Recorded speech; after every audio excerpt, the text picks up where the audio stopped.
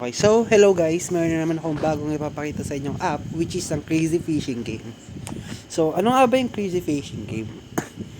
Ang Crazy Fishing Game may isang laro kung saan pwede kang mag-farm, maglaro at kumita at the same time.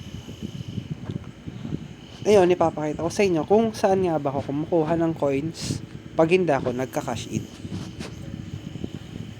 So eto, dito ako kumukuha ng pera or coins na ginagamit para makapaglaro sa mga ibang games dito sa Crazy Fishing Game.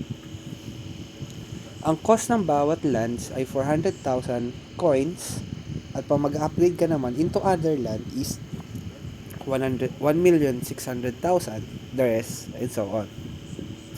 So, the more na mas mataas yung level or the more na mas madami ang farm mo, mas madami ka maka-harvest, which is mas madali ka makakapag-cash out sa game na to.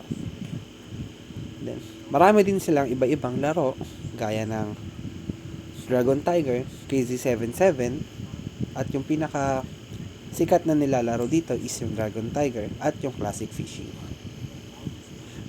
Lahat to pwede mo malaro based sa iyong VIP.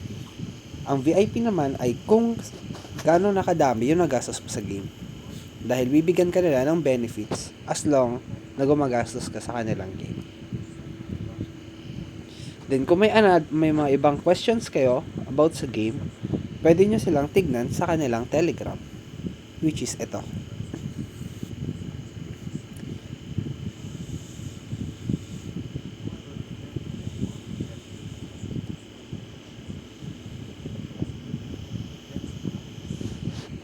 So ano pang hinihintay nyo guys? Pwede kayong maglaro dito ng free to play at pay to play.